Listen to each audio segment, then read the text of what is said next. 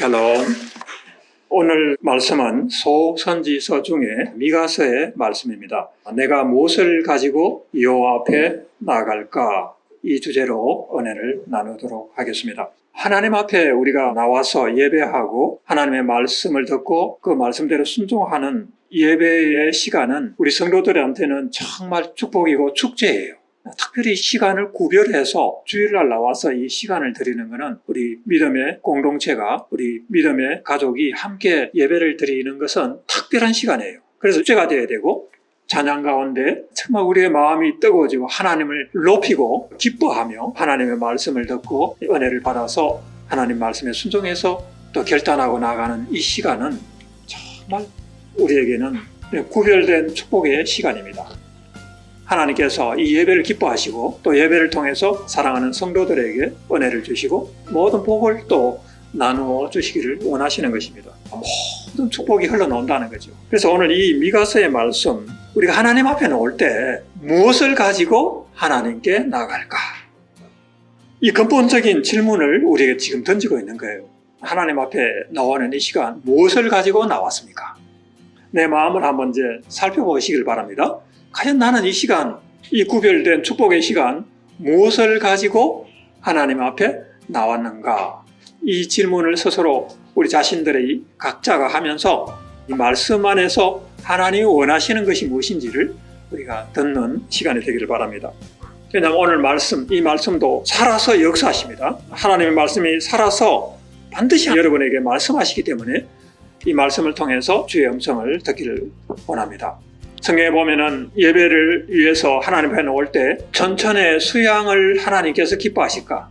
만만의 강물 같은 기름을 하나님께서 기뻐하실까? 과연 하나님께서 그런 것을 기뻐하실까? 근데 그건 아니라는 거예요.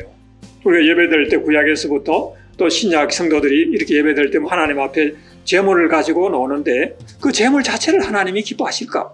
물론 그것도 소중한 예배의 하나의 형식인데 과연 하나님이 원하시고 기뻐하시는 것은 무엇일까 하는 거예요.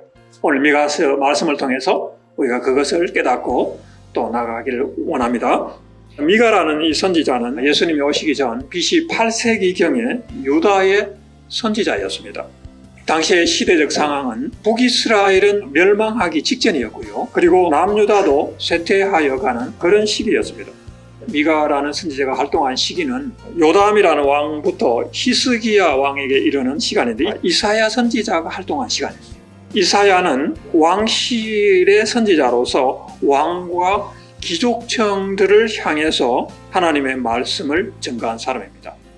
반면에 미가는 서민 출신으로서 일반 백성들을 향해서 하나님의 말씀을 선포한 사람이에요. 그래서 이 두 가지가 사실은 서로 보완하는 역할을 하고 있는데 그동안에 우리가 살펴본 선지서들을 보면 대부분이 이스라엘 국가가 망해가는 시대에 하나님의 백성이 그 정체성을 잃고 타락해가는 시대에 기록이 되었다 하는 거예요. 왜 그랬을까? 하나님을 향한 그 열정이 있을 때 선지서가 기록이 된 것이 아니고 나라가 망가지고 백성들이 타락해가는 이 시점에서 선지서들이 대부분이 기록이 되어 있다는 것은 우리에게 주는 굉장히 중요한 도전이 있어요. 그게 뭐냐 하면은 이 시대적 상황을 보면서 마지막 때의 상황을 보는 거예요. 하나님께서는 수천 년 전에 이 말씀을 기록하면서 마지막 때까지 있을 이 일을 바라보면서 구약의 선지서들이 기록이 되어 있습니다. 그래서 그 말씀이 지금도 살아서 비추는 거예요. 미가는 북이스라엘과 유다 왕국 모두의 타락과 제약을 미가서의 말씀을 통해서 신랄하게 고발하고 비판하고 있습니다. 타락한 이스라엘의 모습을 보면은 하나님 앞에 드리는 예배가 무너져 있고 사회 정의가 무너져 있었습니다. 사회 계층마다 타락한 모습들이 나타나는데 그 당시에 사회를 이끌어가는 지도층은 어떤 사람들이냐면 권력을 가진 사람들, 성전에서 예배를 드리는 제사장들, 하나님의 말씀을 대언하는 선지자들, 이 사람들이 사회를 이끌어가는 지도자들이었어요. 그런데 이 사람들이 다 타락을 하고 하나님 앞에 범죄한 모습으로 나타납니다. 권력이 있는 사람들은 뇌물을 요구한다. 뭔가 또 자꾸 돈을 받고 일을 하려고 한다는 거예요. 일반 백성들은 괴롭죠. 뭐 일을 하려고 그러면 높은 사람들한테 돈을 갖다 바쳐야 되니까. 제사장들은 하나님 앞에 예배를 드리는 사람입니다. 하나님과 대면해서 백성들을 중개하면서 중간에서 예배를 인도해가는 사람들인데, 이 사람들도 관심은 돈을 벌기 위한 것이고 거룩한 제사장의 그 직분의 태색이 되어가고 세속화된 직업으로서 일을 한다는 거예요. 짝꿍 목자라는 말이 거기서는 돈을 받기 위해서 그 성전에서 이제 일을 하는 거예요. 먹고 살기 위해서 일을 하는 거예요. 그리고 선지자들도 예언을 하는데 돈을 받고 예언을 한다는 거예요.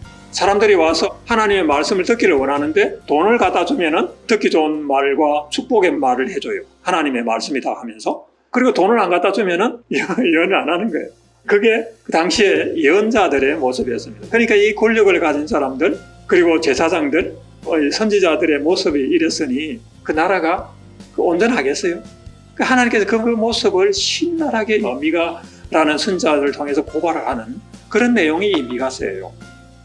여호와께서 우리에게 계시기 때문에 재앙은 오지 않는다? 이러면서 이런 악한 행동을 한다는 거죠. 그러나 모든 나라들의 흥망성쇠를 돌아보면 지도자들의 모습, 그 백성들의 기강, 이런 것들이 이 나라의 운명을 좌우하는데, 이 기강이 바로 서 있으면 나라는 발전을 해요. 그런데 특히 종교 지도자들이 타락을 하면 백성들도 같이 타락을 해요. 그러면서 그 나라는 반드시 망하게 돼 있어요. 이게 역사의 법칙이에요. 하나님은 역사의 주관자이시기 때문에 타락한 나라, 타락한 백성은 반드시 그 대가를 치르게 합니다. 그 타락한 나라와 땅은 반드시 갈아엎는다는 거예요. 반드시 뒤집어 놓는다는 것입니다. 제가 급진적으로 레디칼하게 지금 말을 하고 있는데 이건 제가 하는 말이 아니에요. 성경이 하는 말이에요. 12절에 보면 너희로 말미암아 시온은 갈아엎은 밭이 되고 예루살렘은 무더기가 되고 성전의 산은 수풀로 뒤덮인 언덕이 될 것이다. 이렇게 말합니다. 이 하나님의 나라, 우리가 가는 이 하나님의 나라는 다 갈아엎어져서 새롭게 되어서 다시 오시는 예수님이 통치하시는 나라가 하나님의 나라입니다. 그래서 성경은 이 선지서를 통해서 그걸 지금 말하고 있는 거예요. 왜 이렇게 타락한 시대에 선지자들이 이런 말을 하고 있을까? 바로 이 세상의 역사의 끝이 되어가면서 이런 모습이 반드시 나타난다는 거예요. 마지막 때에 세상에 대한 심판과 온 땅을 새롭게 하시는 하나님의 역사가 있기 때문입니다. 그것은 노아의 홍수 때와 같다고 예수님은 마태복음 24장에서 말씀하고 있습니다.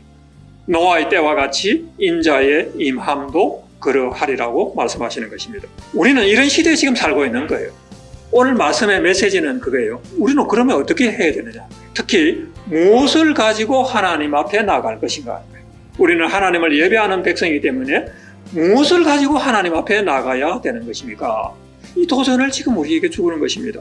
그래서 하나님 앞에 나갈 때 천천의 수양이나 만만의 강물 같은 그 기름을 가지고 나갈까? 그러면 과연 하나님은 우리의 죄를 사하시고 그 제물을 기뻐하실까 하는 거예요. 이 말씀은 이스라엘의 초대왕 사울이 하나님의 말씀대로 순종하지 않고 자기 마음대로 행하였을 때, 그때 사무엘 선지자를 통해서 이 사울에게 하신 말씀이 바로 이런 말씀이었어요. 순종이 제사보다 낫고 말씀을 듣는 것이 수양의 기름보다 낫다고 하신 말씀, 사무엘에 나오는 말씀이 바로 이 말씀이에요. 지금 이 시대, 이 마지막 때를 살아가는 하나님의 백성들에게 이 타락하고 어두워져가는 이 시대에 과연 하나님은 우리에게 원하시는 것이 무엇인가 하는 것입니다. 그래서 그 답을 오늘 이 말씀을 통해서 주고 있는데, 그 말씀이 8절에 보면은 주께서 선한 것이 무엇인가를 보이셨는데, 여호와께서 너희에게 구하는 것은 오직 정의를 행하며 인자를 사랑하며 겸손하게 내 하나님과 함께 동행하는 것이 아니냐 하시면서 하나님께서 답을 주시는 거예요. 모든 하나님의 자녀들에게 정말 하나님이 원하시는 것은 바로 이것이라고 말씀을 하고 계십니다. 이 말씀의 의미가 과연 뭘까 하는 거예요. 공의를 행하고 인자를 사랑하고 하나님과 겸손히 행하라고 이 세 가지를 말씀하시는데 과연 이게 뭔가 하는 거예요. 또 말씀을 준비하면 묵상을 했습니다. 자면서도 묵상하고 앉아서도 묵상하고 걸어가면서도 묵상하고, 과연 이 말씀을 통해 무슨 메시지를 주시는 것인가 묵상을 계속하는 가운데 오늘 말씀을 나누게 되었습니다. 먼저 첫 번째는 정의를 행하라고 했어요. 의의를 가지고 하나님 앞에 나가라는 거예요. 사실 이 정의를 행한다는 것을 받아들일 때 여러분 이게 쉽지 않은 거예요. 내가 내 몸을 불사르게 나는 사회 정의를 위해서 내가 투신을 해야 되는 것인가? 내가 불사를 정도로 내가 나라를 사랑하고 사회 정의를 위해서 내가 일하는 그런 투사가 될 것인가? 그렇게 생각할 수도 있거든요. 근데 목사님 보니까 사실 그게 아니에요. 그게 아니더라고요. 성경을 통해서 하나님께서 이스라엘 백성에 주신 하나님의 법이 있습니다. 출애굽을 하고 나서 홍해를 건너온 이스라엘 백성들에게 시내 산에 도착했을 때 하나님께서 하나님의 백성이 되기 위한 말씀을 주시죠. 그런데 그 말씀은 죄를 짓고 용서를 받을 수 있는 제사 드리는 법을 먼저 주시고, 그리고 백성이 공동체로서 하나님의 백성으로 살아갈 수 있는 사회법을 주십니다. 그 내용이 쭉 출애굽기와 레위기, 민수기에 기록이 되어 있는 말씀들인데, 이 말씀을 통해서 하나님이 주시는 이 법 안에 들어있는 어떤 하나님의 그 마음에 있는 가치와 법이 있어요. 그걸 하나로 딱 요약할 수 있는 법이 있어요. 그게 뭐냐면은 하나님의 정의라고도 할 수 있고 하나님의 공의라고도 할 수 있고 하나님의 의입니다. 하나님의 의. 하나님의 의가 그 속에서 이루어지는 거예요. 하나님의 의라고 하는 뭐냐면 무엇이 옳은가 무엇이 그른가를 판단하는 기준이에요. 그래서 하나님께서 옳다고 하는 것을 행할 때 우리는 의의 길로 갈 수가 있는 거죠. 이 의의 기준, 공의의 기준은 하나님의 의로부터 나오는 겁니다. 근데 그 의의 기준은 뭐냐면은 죄를 범하면 반드시 죽게 되고, 그리고 살기 위해서는 하나님의 의로 돌아와야 되는 거예요. 하나님께로 돌아와야 되는 거예요. 하나님 앞으로 돌아와야 되고, 하나님을 떠나면 반드시 그것은 죄의 길로 가게 되고 반드시 죽음과 심판과 지옥의 길로 가게 되는 것입니다. 그것을 판단하는 기준이 하나님의 의입니다. 하나님의 의인데 이 제사하는 법과 사회법에는 그것이 들어있어요. 죄의 삭은 사망이요 하나님의 선물, 하나님의 은사는 예수 그리스도 안에 있는 생명이라고 그랬는데 바로 그게 기준이에요. 그래서 창조주 하나님을 떠나서 인간이 자기 마음대로 하려고 하는 것, 그것이 바로 죄이고 그것은 죄의 길로 가는 것이고 결국은 죽음의 길로 가게 돼 있어요. 그래서 사탄은 인간이 하나님의 의라고 하는 이 의를 떠나서 자기 의를 따라서 자기 길을 가도록 유혹을 합니다. 그게 사탄이 우리를 범죄하게 만드는 거예요. 창세기 2장 3장에 나오는 그 이야기들은 이 하나님의 의를 떠나서 인간이 자기 의를 쫓아서 자기 길로 가게 만드는 이 죄의 길을 가게 하는 것이 사탄이 하는 역사인 것입니다. 그래서 인간은 이 타락한 이후에 근본적으로 이 죄성을 가지고 있어서 자기 의를 추구하려고 합니다. 자기 행복을 추구하려고 합니다. 자기가 만족하면 행복한 거예요. 자기가 만족하면 행복한 거예요. 그래서 자기 마음대로 하려고 하는 거죠. 그러나 그 결국은 하나님의 의를 벗어나는 것이고 죽음과 심판에 이르게 되어 있습니다. 여기에서 하나님 앞에 나갈 때 그 공의를, 의를 가지고 놓으라고 했을 때 그 공의를 행하는 방법은 하나님께로 돌아와서 예수 그리스도의 은혜로 생명의 길로 예수 그리스도의 십자가의 구속과 하나님의 의로 들어오는 길입니다. 아까 우리 찬양을 했을 때 주의 보좌로 나아갈 때 내가 무엇을 가지고 나갈까? 십자가의 보혈, 완전하신 사랑을 가지고 나간다 그랬잖아요. 그 앞에 십자가의 보혈을 가지고 나간다는 게 하나님의 의를 가지고 나가는 거예요. 그래서 여기에서 미가서에서 나오는 첫 번째 의를 가지고 공의를 행함으로 하나님께 나아간다는 것은 그 공의를 행하면 나의 어떤 행동이나 나의 어떤 의로 행하는 그런 의가 아니고 하나님께서 정해주신 이 생명의 길로 나아가는 그 의를 가지고 나간다는 거예요. 그래서 내가 하나님 앞에 나올 때 나의 연약함과 나의 부족함을 회개하는 마음으로 예수 그리스도의 십자가의 보혈을 힘입어서 그 믿음으로 내가 하나님 앞에 의를 가지고 나간다고 하는 것이 이 첫 번째 하나님의 의를 가지고 나간다는 거예요. 아멘. 그래서 오해가 풀렸죠. 우리가 사회 정의를 위한 투사가 되어서 뭐 이렇게 투쟁하고 하는 그게 아닌 거예요. 두 번째 하나님이 우리에게 요구하시는 것은 인자를 사랑하라. 다른 말로 하면 긍휼을 사랑하라고 되어 있어요. 긍휼함을 사랑하라는 거예요. 긍휼을 나타내라고 하는 것입니다. 하나님의 성품의 가장 중요한 특징 가운데 하나가 자신을 내어주시는 이 크고 무한한 긍휼과 사랑입니다. 예수 그리스도를 이 땅에 보내주셨죠. 하나님의 그 의를 이루기, 우리가 첫 번째 의를 행하라, 의를 가지고 나가는 그 하나님의 의를 이루기 위해서 우리 힘으로는 안 되니까 예수 그리스도를 보내주셔서 우리를 대신해서 희생하신 그 사랑 자체가 여기서 말하는 두 번째 그 인자의 사랑이에요. 긍휼의 사랑이에요. 이 사랑을 가지고 우리가 하나님 앞에 그 사랑을 받은 사람으로서 그 사랑을 가지고 하나님 앞에 나가는 거예요. 하나님 앞에 나갈 때 우리가 두 번째 가져야 할 것은 바로 이 긍휼의 사랑을 가지고 하나님 앞에 나가는 것입니다. 그것은 내 속에서 있는 것이 아니고 하늘로부터 예수 그리스도를 통해서 우리에게 부어주신 사랑과 긍휼이라고 하는 것입니다. 이 긍휼을 이것을 나타내는 것은 우리가 형제에 대해서 또 이웃에 대해서 다른 사람을 향한 우리의 삶의 태도에 나타나게 됩니다. 그래서 예수께서 우리에게 가르쳐 주신 이 말씀대로 하나님을 사랑하고 이웃을 내 몸을 사랑하라고 하는 이 말씀대로 우리가 다른 사람들에게, 이웃에게, 다른 민족에게 복음을 전하고 선교하는 것, 그 영혼을 향한 하나님의 마음으로 예수 그리스도의 사랑을 전하는 것이 바로 이 부분이에요. 속해 있는 거예요.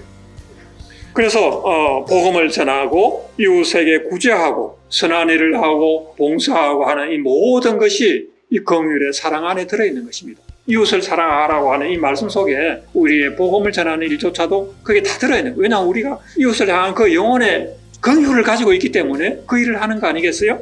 그래서 하나님께서 두 번째 요구하시는 것은 긍휼의 사랑을 가지고 하나님 앞에 나아가라고 하는 것입니다. 아멘. 그 다음에 세 번째로 또 하나님께서 요구하시는 것이 있는데 겸손하게 하나님과 동행하라고 하는 이 말씀을 하십니다. 사실 하나님께서 우리에게 원하시는 것은 첫 번째, 두 번째 다 들어있어요. 하나님의 공의를 행하고 하나님의 긍휼을 사랑을 행하라고 하는 이 두 가지 속에 다 들어있거든요. 다 들어있는데 왜 그러면 하나님 또 추가해서 이 세 번째 것을 하나님과 겸손하게 동행하라고 하는 이 말씀을 하셨을까? 이걸 묵상해 보니까 참 은혜가 되더라고요. 왜 그러냐 하면은 우리가 한 비유를 들어보겠습니다. 자전거가 우리가 갈 때 두 바퀴로 가잖아요. 바퀴가 두 개를 가지고 가요. 이걸 비유를 한다면은 공이라고 하는 그 바퀴와 긍휼의 사랑이라고 하는 이 바퀴, 두 바퀴를 가지고 우리가 하나님의 나라를 향해서 하나님 앞에 지금 나아갈 수가 있는 거예요. 다시 두 가지만 있으면 돼요. 그럼 왜 하나님은 이 세 번째를 이야기하셨을까? 이 이유가 있습니다.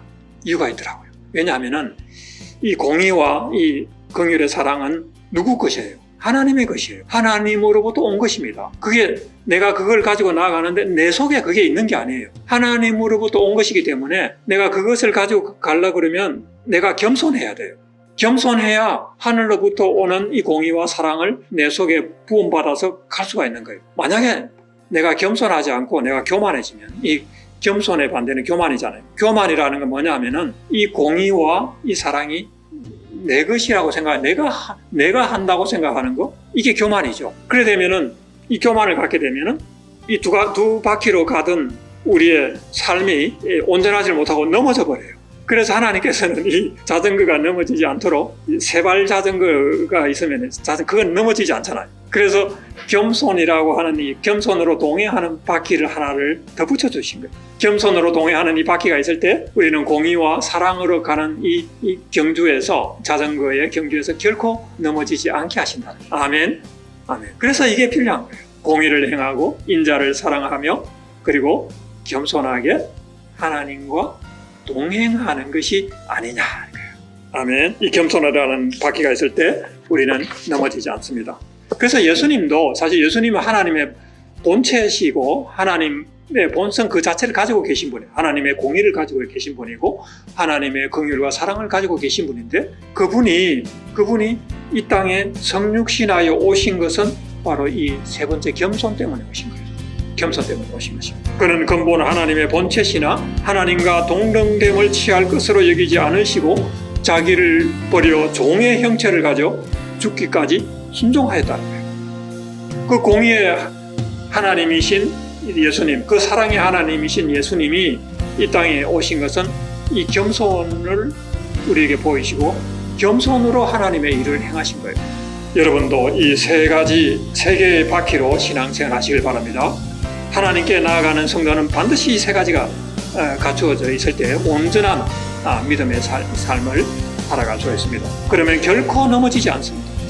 결코 넘어지지 않고 이것이 하나님이 이 시대 우리에게 하나님의 백성들에게 요구하시는 것입니다. 우리가 무엇을 가지고 하나님 앞에 나갈까? 그 답이 되었나요? 아멘. 하나님으로부터 오는 이 공의, 예수님이 우리에게 보여주신 이 긍휼의 사랑, 그리고 겸손하게 하나님과 동행하는 것을 통해서 우리는 하나님 앞에 나아간다는 것입니다. 아멘.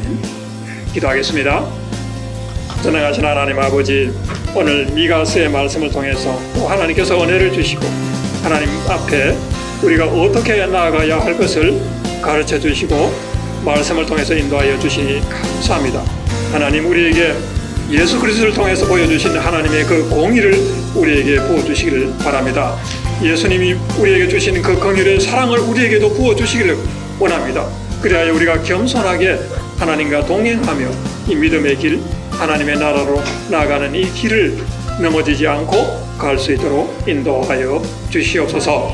예수님의 이름으로 감사하며 기도드립니다.